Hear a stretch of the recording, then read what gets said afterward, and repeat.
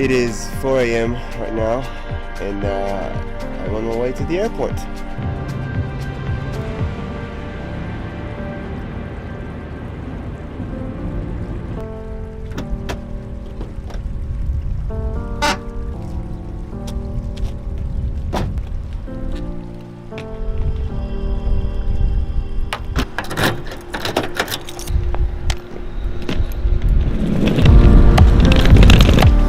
Oh, it's cold.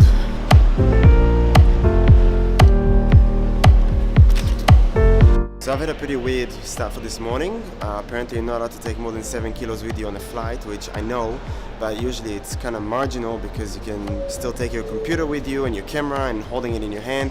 But apparently with Jetstar it's really crucial. They measured everything. They almost measured, I don't know, my content on my pockets. I don't know.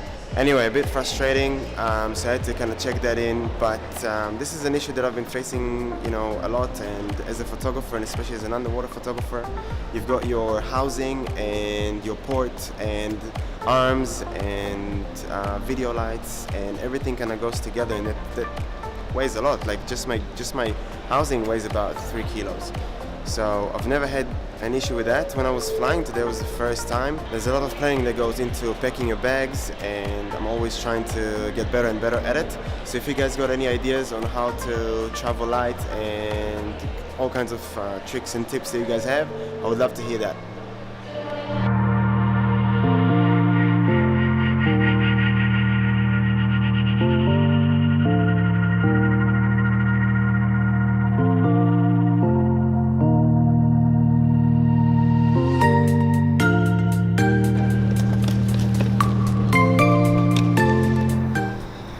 So I've just arrived in Brisbane. It was a beautiful sunrise on the way here on the plane, and a beautiful day out here today. Had breakfast, had some coffee, rented a car, and I got some time to explore this place. And I got to this park in South Banks, and it is so beautiful out here. They made this whole kind of beach and pool just on the edges of the bank itself, and the scenery with the buildings and all the nature around here. Everything is still green. Just perfect combination. I love the city. It always looks so nice. And they have even cooler thing here. Within this park, they have a garden where they grow all kinds of veggies, and anyone can come in and take it. So I'll show you around. It is pretty cool. And after that, we're gonna keep on going.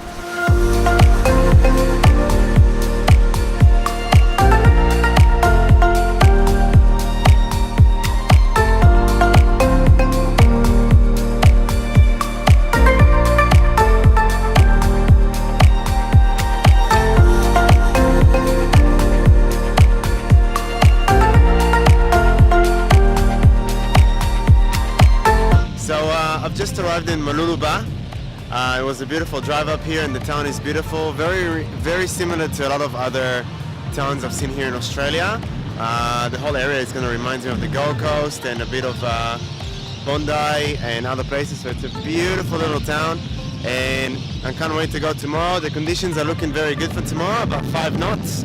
And we should go, I didn't even tell you what's the plan. The plan is to go and look for some humpback whales. So I want to go and check it out here. I've been doing this in the South Pacific, but I haven't done it in Australia yet, and I really wanted to have the opportunity to go out in Australia, see if it's, see how it is, see how they operate, and show you guys as well, so you could do it yourself or join me on another group that I'm gonna organize potentially in the future. But that's the plan. I'm gonna grab some dinner, just chill. I've had a very long day today and woke up super early, so I'm gonna do the same thing. And waking up very early tomorrow, maybe do a bit of a sunrise, and then head out there. And hopefully we're gonna find some cool stuff. So that's it.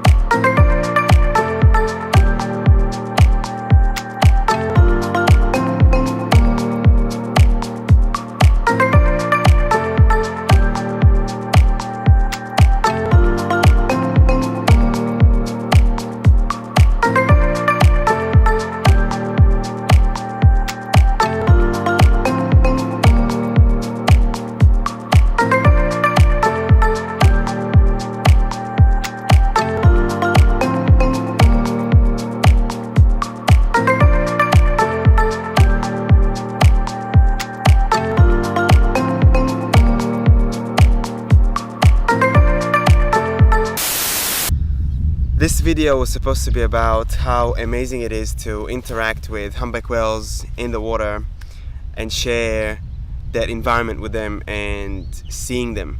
But unfortunately, nature doesn't always play by your rules, and it doesn't care about your planning. And unfortunately, we couldn't get in the water with them. We did see them all around and we had the perfect conditions, but the stars, didn't line up. As a photographer, and in many things that are similar to this, I had the perfect plan of how I want to shoot this, what I want to show, what I want to capture, but it doesn't work 100% of the time. Even though I'm very happy because we still had a beautiful day out on the water. The crew was amazing, everything was perfect, except the whales didn't really want us to be closer and around them, which is perfectly fine because we want to play on their terms. I prefer to have 100 trips where I'm not gonna get in the water with them, and one trip where I will, and it's gonna be on their terms. I prefer this over going to any zoo or marine park.